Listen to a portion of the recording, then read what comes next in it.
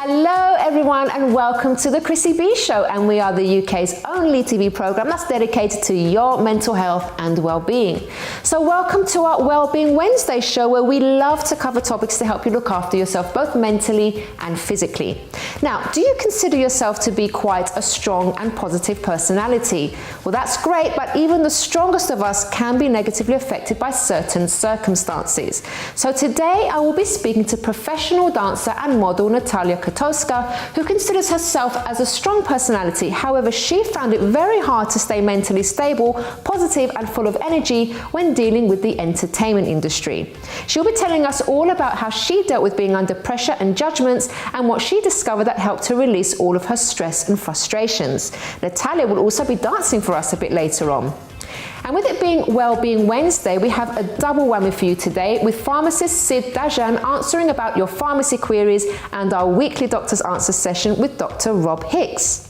We're also looking after our skin today with beauty expert Sanni Sorma, who'll be talking about skincare post-holidays. And as an extra treat, you may consider pancakes as unhealthy, but you'll be pleased to know that our resident nutritionist Danielle Shine has found an amazing healthy dessert, which is normally kept for members of the exclusive Grace Belgravia. However, their head chef will be showing us how to make this dessert. And I'll be sharing my own tips on how to get back up when you've been knocked down.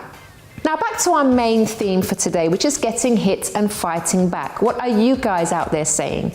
Angel says, I look back to that day when I was so close to giving up. Now I can't stop feeling so proud of myself. Thank you for fighting your demons, self. Bliss Counselling say, fight back without empowering what you're fighting against. Dominique says, sometimes you think people are for you, but they are fighting you out behind your back. Terry Higgins says, we are not perfect, we make mistakes. We get knocked down, but we must get back up and keep fighting. Elsie shares the same sentiments. She says, when you get knocked down, stand back up and keep fighting for what you want. So if any of you have any comments about being knocked down and fighting back, do get in touch with us on info@chrissybshow.tv. You can also tweet us at Chrissy B Show or leave a message on our Facebook page, The Chrissy B Show. So now it's time to talk pharmacy matters with Dr. Sid Dajani.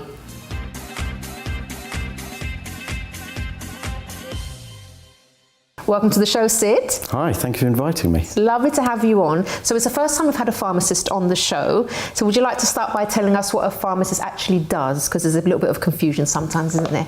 Yeah, and it's great insight that you've actually asked me to come on, because there's a lot of mystery about what pharmacists do. Most people tend to think pharmacists are the sort of place you go get your prescriptions dispensed and buy the odd packet of tablets. Yeah. But we're much more fundamental than that. Sure, we do dispense over 1 billion prescriptions out of 11,500 pharmacies a year, and that's really important because any civilized society, the ready access to medicines is fundamental. Yeah. But more important than that, if you think we are just about dispensing and prescribing, you're missing out a hell of a lot, because we are a hub of resources to services. So I am a prescriber, for example, around travel health.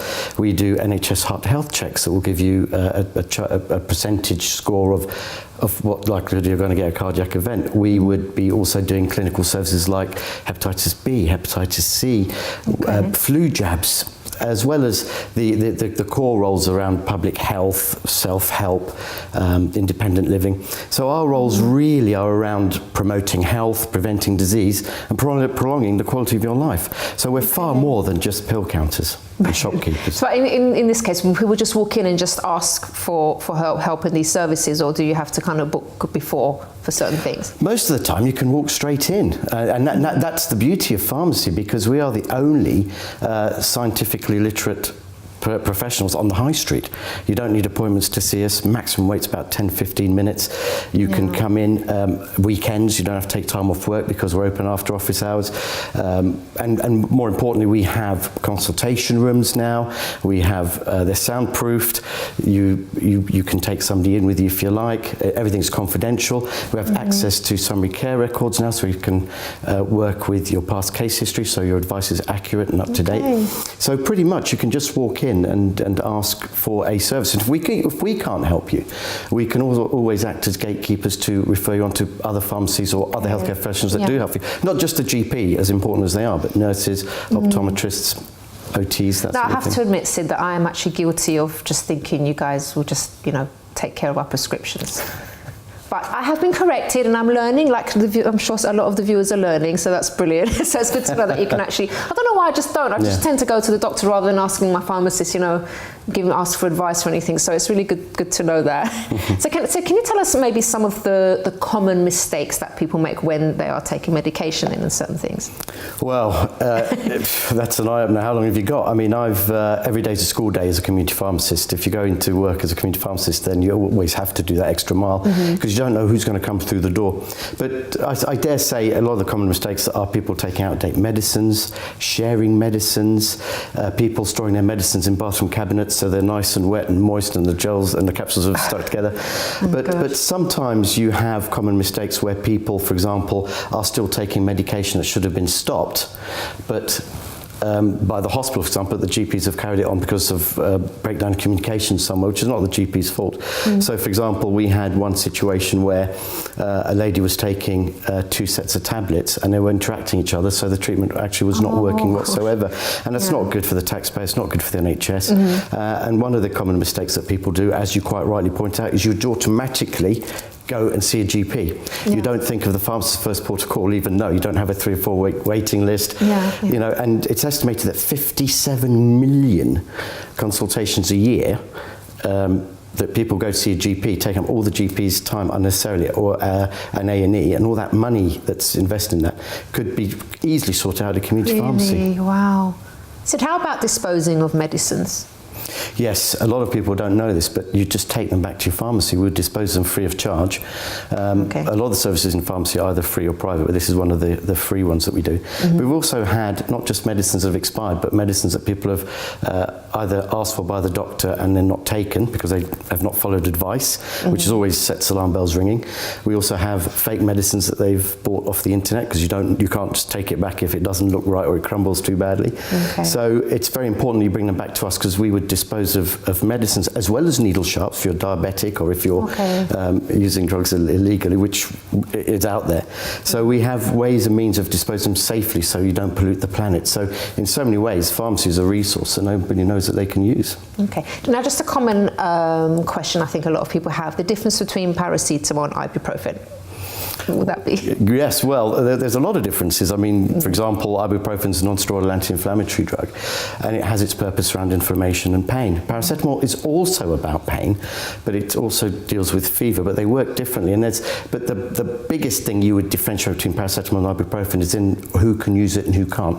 So if you're pregnant, you can't use, for example, ibuprofen. If you're breastfeeding, you can't use ibuprofen. If you're pregnant, you can use paracetamol. If you wanted a cream, then obviously ibuprofen could work a lot better. So it's really depending on the contraindication, adverse drug reactions of one or the other. And that's why we say don't share medicines, because although you might have the same symptoms, you might be the same age, same gender, your case histories will be different. That's why pharmacists will always want to ask you questions privately to not be nosy, but to ascertain what is the best treatment that you would have at the best time for you right now.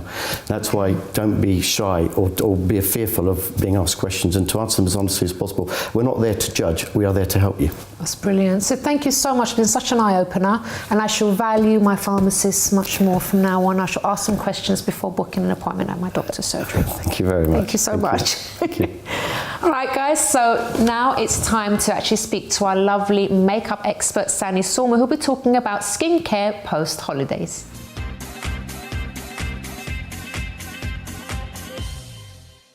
Welcome to the show, Sanni. Thank you so much. It's good to be back. It's lovely to have you back on. So you're going to be telling us about skincare today. Yeah, so post-holiday skincare. I went through all of these problems last week when I came back from holiday, so I thought it would be about time I talk about them. So there's 3 main things if you're coming back from like a summery holiday. Dehydrated skin, breakouts, and pigmentation. I had all those 3.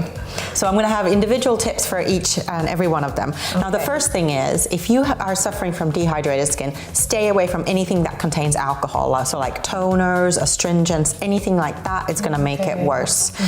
But better than that is to get into the oils. I love my skin oils. This one is sweet almond oil. So what I do is I actually mix it with my moisturizer, because if I put pure oil in, I feel like my skin is a little bit too oily. Yeah. But I mix it with my nighttime moisturizer. I kind of supercharge it and then give my skin like an extra drink of oil during the night. Okay, so you leave that on, you don't take it I off. leave it on for the whole night, and during the day, my favorite combo is adding hyaluronic acid. So hyaluronic acid binds water to itself. I think it was 10 times or 100 times. I'm bad with numbers, so I can't remember which.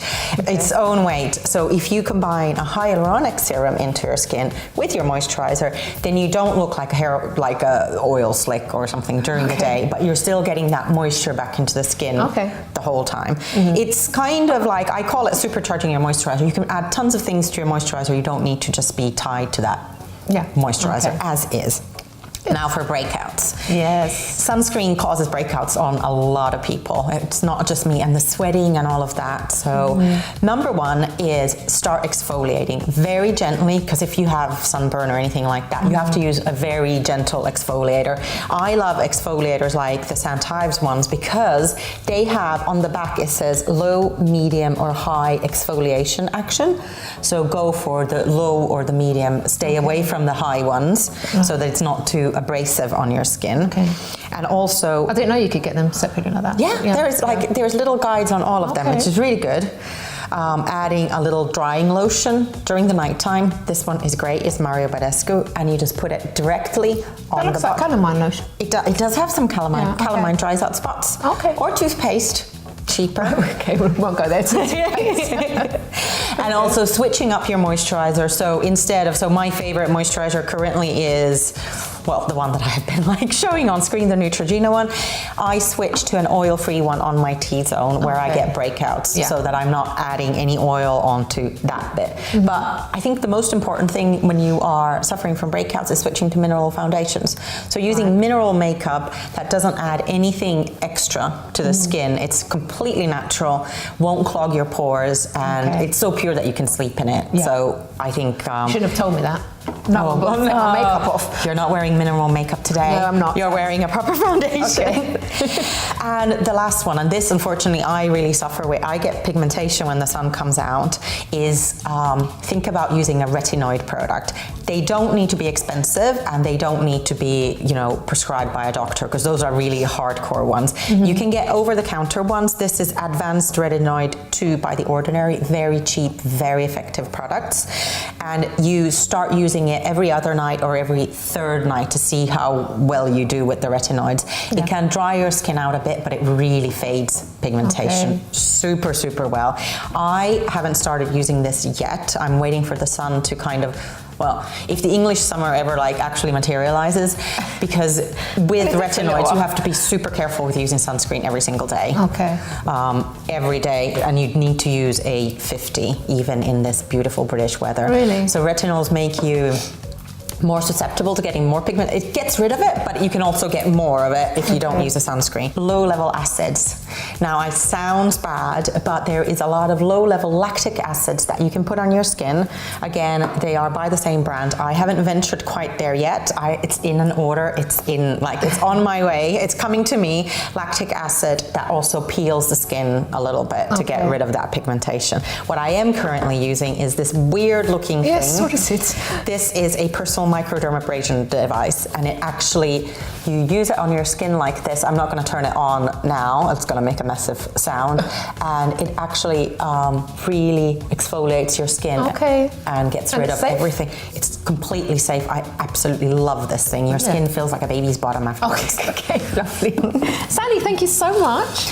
You are very welcome. We'll see you again next week. Yes, I'm back here for a couple of weeks now, I think. Yes, great. Thank you. All right, guys, so don't go away, because after the break, I'll be speaking to professional dancer and model Natalia Kotowska, who considers herself as a strong personality. However, she did find it very hard to stay mentally stable, positive, and full of energy when dealing with the entertainment industry. How did she deal with this in a positive way? Find out after this break. But first, which rapping legend used to do ballet? Is it A, 50 Cent, B, Tupac, or C, Snoop Dogg? Do you know the answer? Let's see if you're right after this.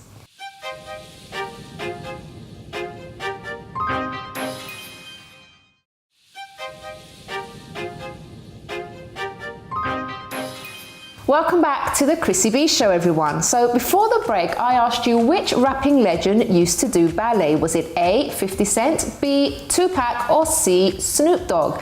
The answer is B, Tupac. He became a member of the 127th Street Ensemble, a Harlem-based theatre company. Well, now I have my very special guest with me, and that's Natalia Kotowska. Welcome to the show, Natalia. Thank you so much for having me. So lovely to have you here. Now, we are going to be treated to a special performance. You are going to be dancing for us a bit later on. But first, we want to hear all about you. Yes. So how was life growing up? Did you always want to be a dancer?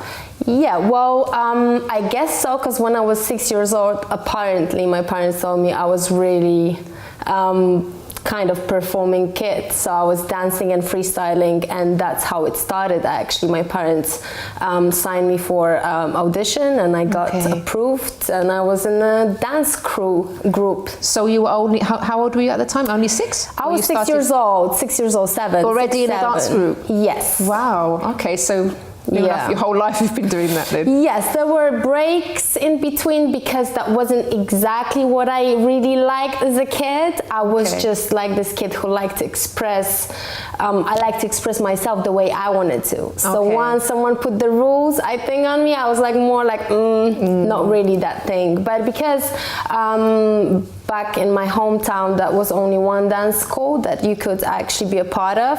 Yeah, so I didn't have much choices. So I was dancing with them for 4 or 5 years, but then I was like, okay, it's not for me, because it was all about disco dance and kind of more contemporary ballet stuff, and I wasn't just feeling it that much. So I was like, that's not really what I like. But I was still dancing at home. So it was a passion, it was just there all the time.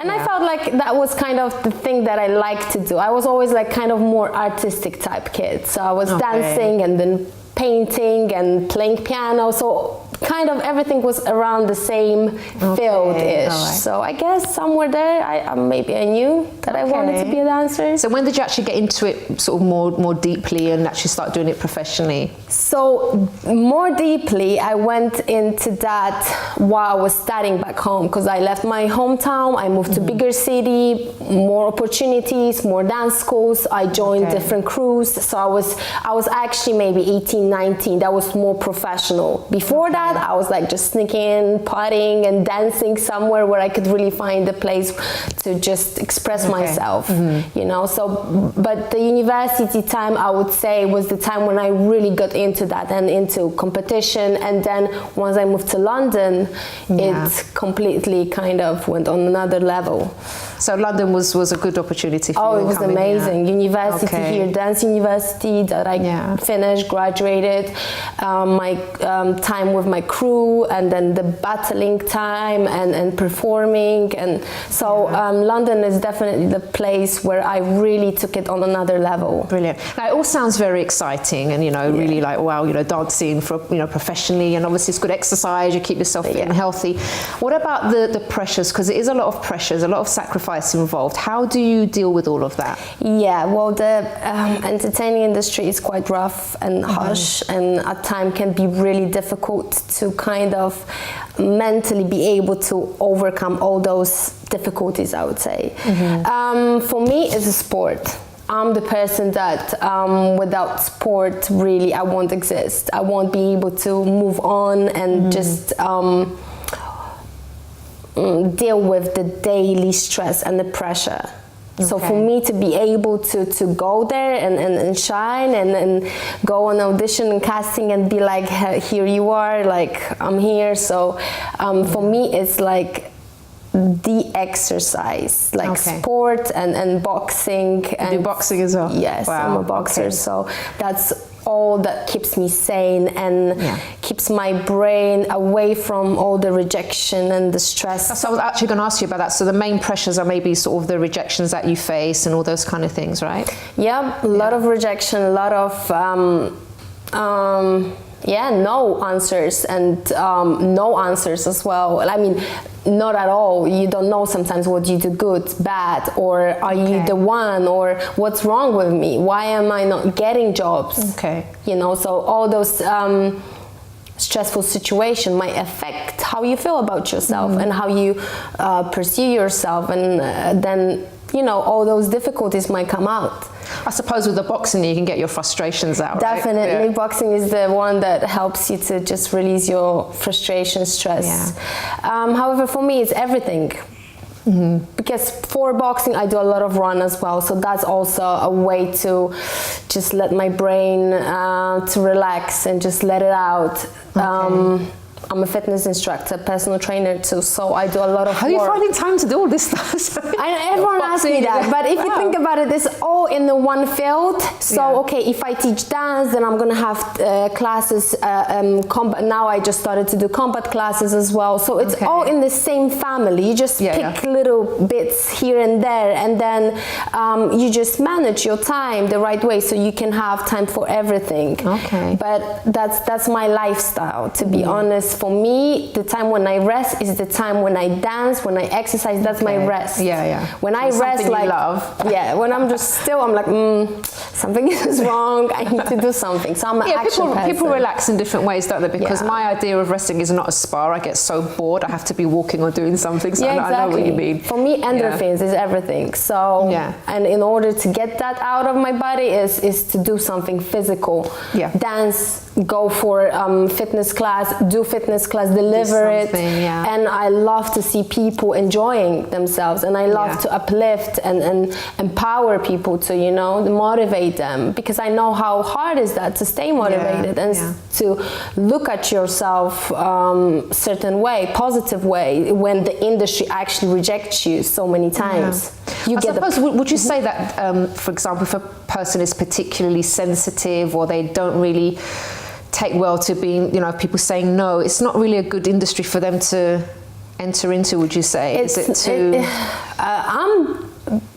I look very tough outside, but I'm a very sensitive person. So I kind of find my way to deal with that. I would say it's manageable. It's for everyone who would like to do it, but you have to find your way to do it and deal with that. Because no matter what, you're gonna get rejected. Now you have to be strong inside, to believe in yourself and to see your values, not let the industry to value you. Okay, I see what you mean. It's very difficult. I learned that. I'm still learning. I'm in the process of kind of finding the balance, So every day you wake up with sometimes different moods, like once you're happy, once you feel down, once I feel like I just want to quit it, that's it, it's over. But then a few hours later I'm like, no, come on, let's fight. That's why boxing helps me mentally to go through things, How bad do you want it?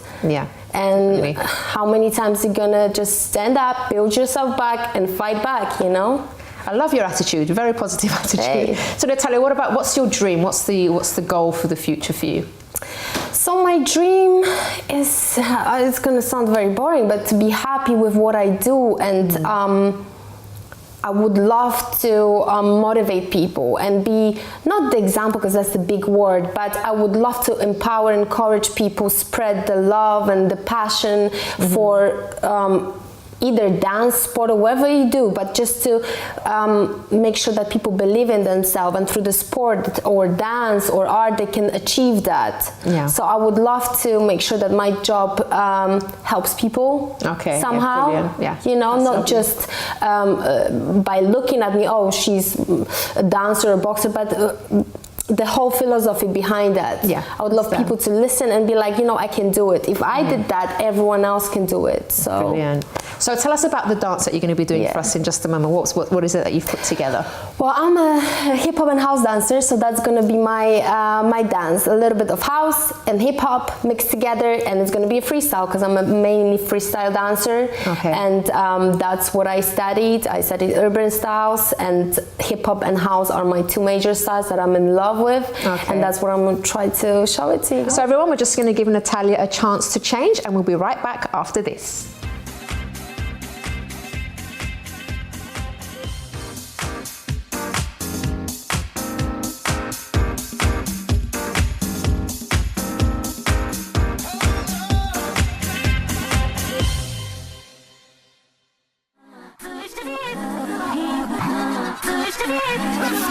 Why don't you return my calls? Why you trip out where I be? You don't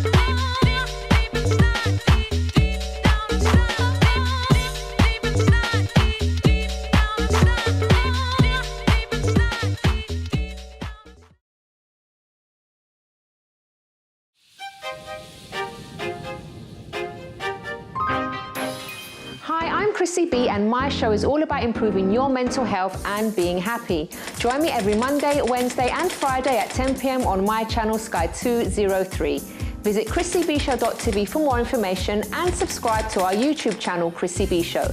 You can also follow us on Twitter and Instagram at Chrissy B Show and on our Facebook page, The Chrissy B Show.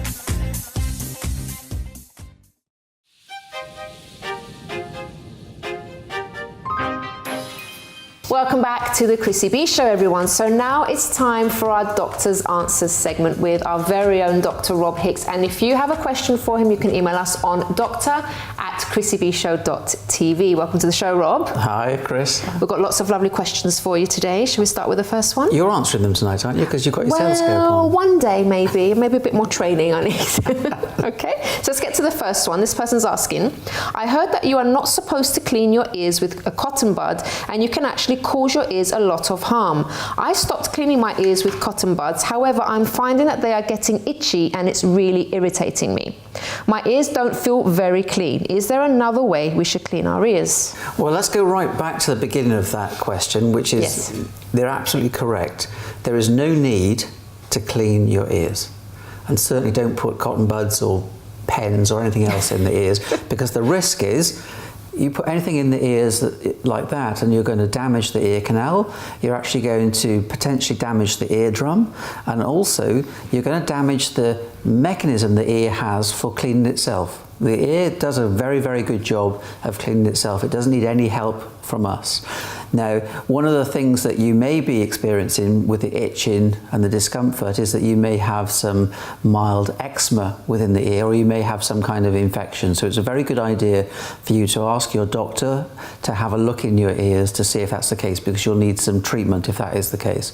You ask about whether there's a way of cleaning the ears without cotton buds, and you can do that. You can help the ear by using warm olive oil. Just a couple of drops a day, maybe 3 or 4 times a week, will soften any wax. It will actually help the wax come out, because the way that the ear works, it makes wax as part of the process of cleaning. The ear canal has lots of tiny little hairs and they act like a conveyor belt to actually bring the wax out.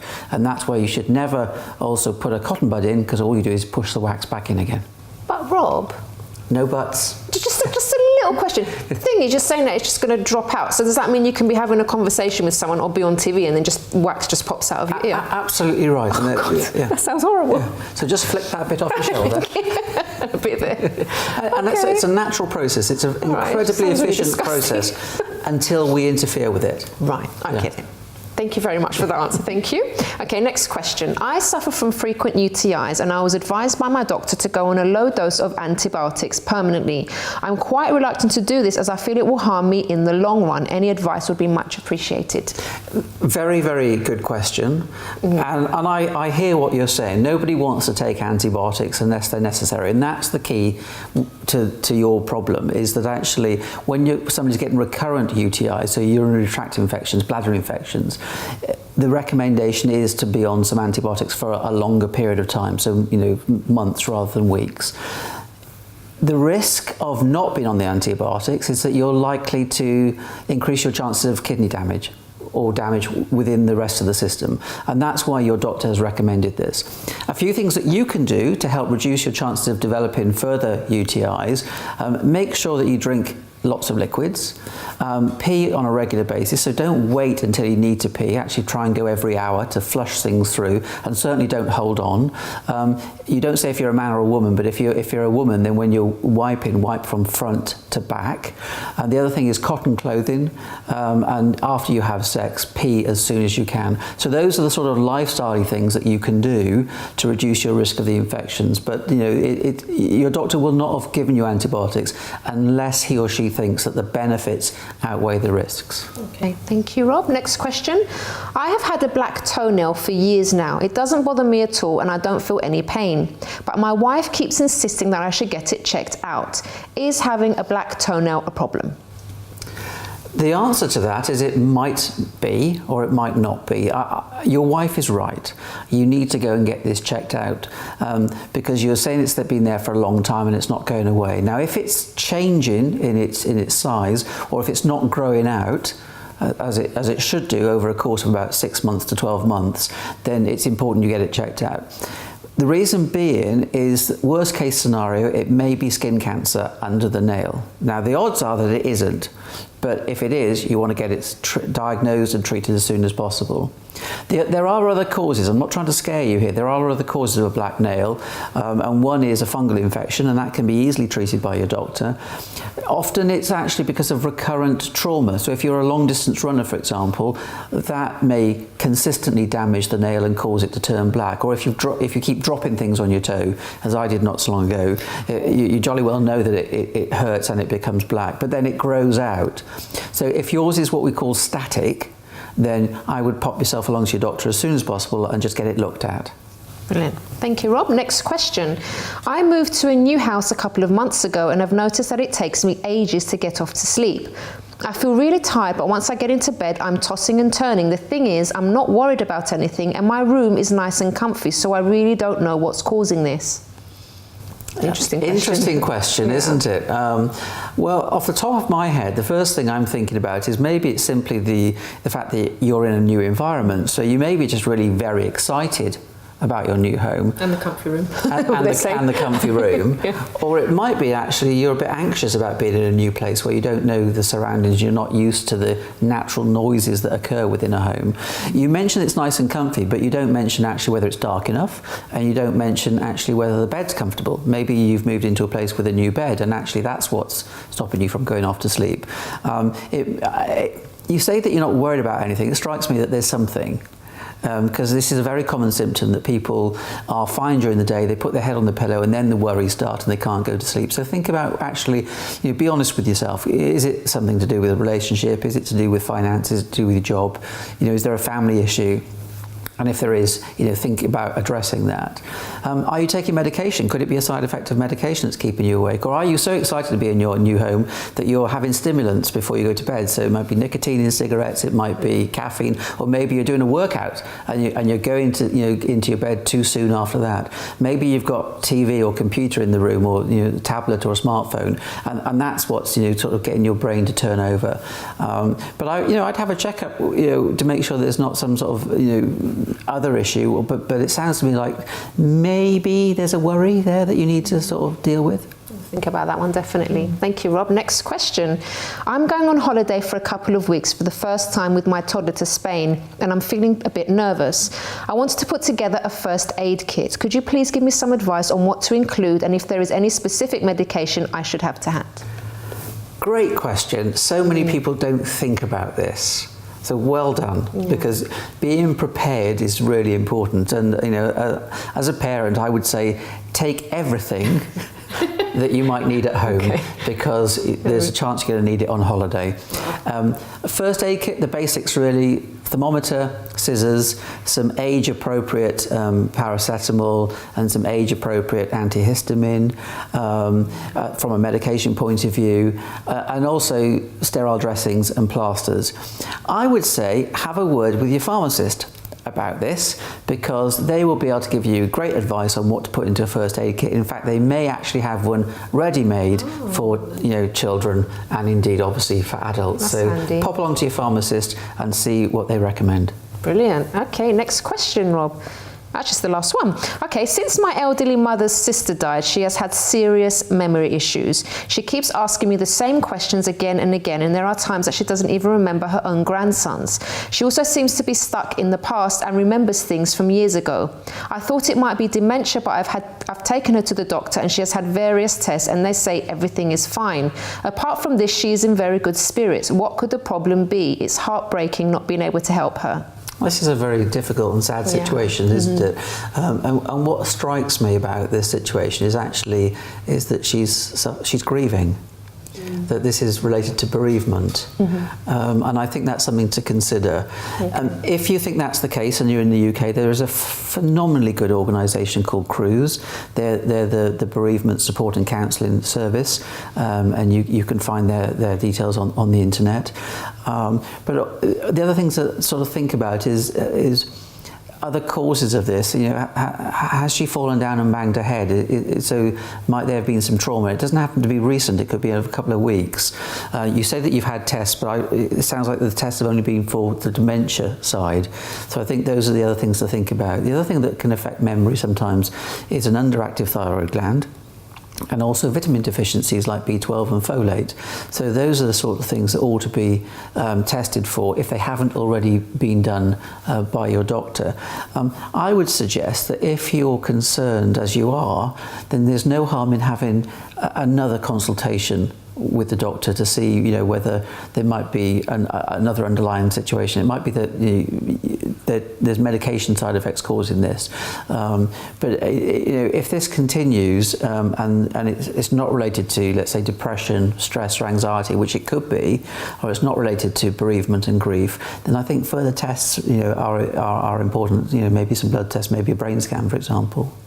I remember, Rob, I think sometime last year we had a guest on that had been through some difficult times in their life, and also been sort of kind of, they sort of said something about themselves to their parents for the first time. I won't go into details here, but the mum basically just disowned the son, and from then he just lost his memory.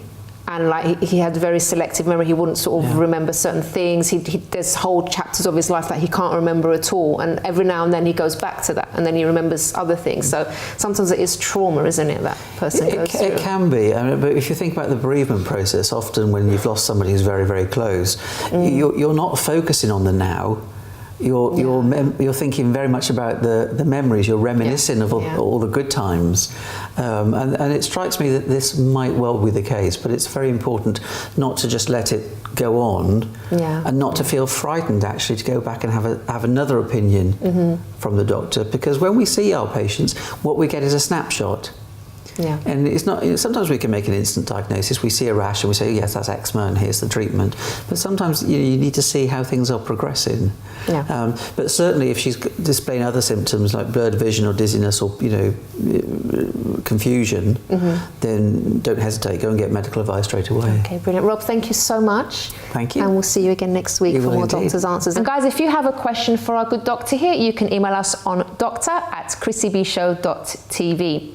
Well, after the break, we have more for you. I'll be giving you my top tips on how to get back up when you've been knocked down, and also something very special. You may consider pancakes as unhealthy, but you'll be pleased to know that our resident nutritionist Danielle Shine has found an amazingly healthy pancake recipe, which is normally kept for members of the exclusive Grace Belgravia. However, the head chef will be showing us how to make this scrumptious dessert. But first, where was the world's biggest pancake cooked? Was it A, England, B, America, or C, France? Find out the answer right after this break.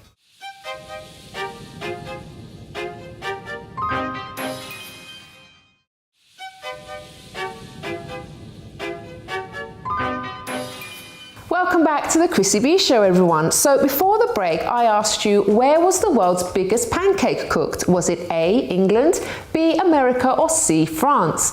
The answer is A, England. It was cooked in Rochdale, Greater Manchester in 1994, and it was 15 meters in diameter, weighed 3 tons, and had an estimated 2 million calories.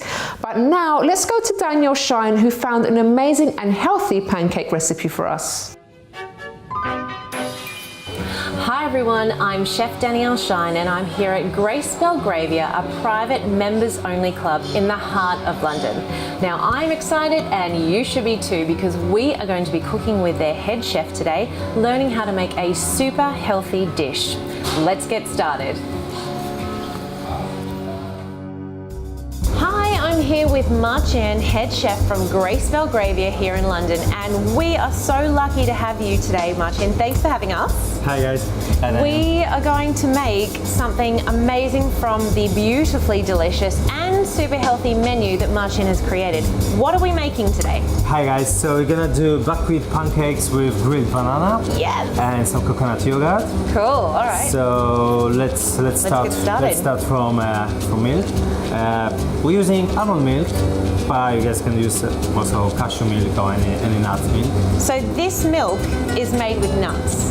no dairy, no cows involved, nut milk, and you can make this sort of thing at home as well, can't you? Yeah, this one is good. We make it here in our kitchen, so. It's a nice flavour too. Okay, so we've got the almond milk, that goes in first. Then we're gonna add buckwheat flour. I kind of feel like pancakes have got a bad reputation, but if you make them like this, they're fine. Then we're gonna add gluten-free baking powder. Okay, and that helps the pancakes to Rise. fluff up and rise. And then we're gonna add chia seeds. This is one of my favorite ingredients in a lot of things. You can do sweet and savory things with these, can't you? And they're a fantastic source of protein, plant protein. Yeah.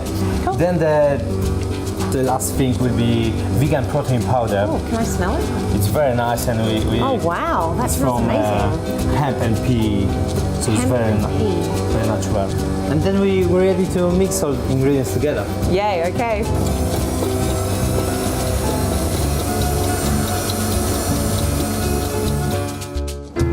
So the dough is ready. Okay. So we're gonna transfer it to piping bag, just to get us. So what, this is a icing piping bag? Yeah, you can buy in any shop. That's a hot tip for everyone. Yeah, so let's transfer. Okay, do you need a bit of help? Could you hold? I can hold that. me? This really does smell good. Okay. Okay.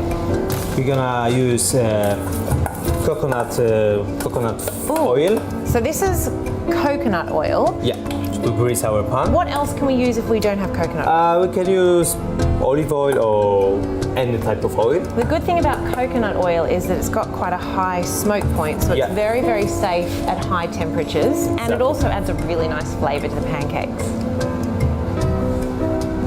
And we're gonna And then just pipe it in. pipe it in. Wow, they are just perfect little round shapes. I mean, pancakes are very versatile, aren't they? I mean, I love making savoury pancakes, Yeah. but these ones are sweet. Yeah, this is gonna be a sweet one.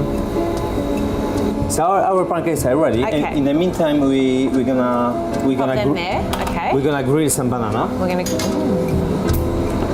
So So that if you will don't be. have banana, you can grill things like peaches and strawberries and all kinds of things. Maybe even some coconut flesh. Have you ever tried? Oh, so good. We're gonna sprinkle with cinnamon, which is bring some flavor. So instead of, this is what I love, instead of adding sugar or fake flavorings, we're using natural things. I mean, cinnamon, everyone has cinnamon at home, and it really does taste And quite they will sweet. actually caramelize in very, very nice. Another fantastic tip. Cinnamon caramelizes with the banana when it's heated. Wow. So our pancakes are ready. Okay, Let's switch off. so it's time to plate up. I will Yeah, grab yeah, the yeah. plate. Thank you so much. So let's start with pancakes. Okay. We're gonna plate them very nicely. We're gonna top up with coconut yogurt. Okay, so tell which me is- some things about coconut yogurt. It's gluten-free and dairy-free. Tick, tick. Yeah. No added sugar. No, it's very nice, very delicious. Delicious. So yeah, let's pop in. Now the bananas. Wow. Now what have we got here? Now we're gonna do some blueberries. And that is such a good idea. You're using like chopsticks. Chopstick, yeah, it's very trendy at the moment. This is beautiful, Machin. Touch of maple syrup on top. Just every layer that you're putting on, it smells better and better. Wow. Oh my goodness, look at that. And then dish is ready. Yeah. That is beautiful. Time to dig in. I am excited.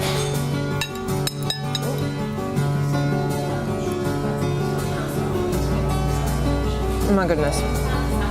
Safe to say, hands down, the most delicious pancakes I've ever tasted, and now you and I can make them at home. I'm excited, you should be too. The recipe is now on the Chrissy V website, so go and check it out. See you next time.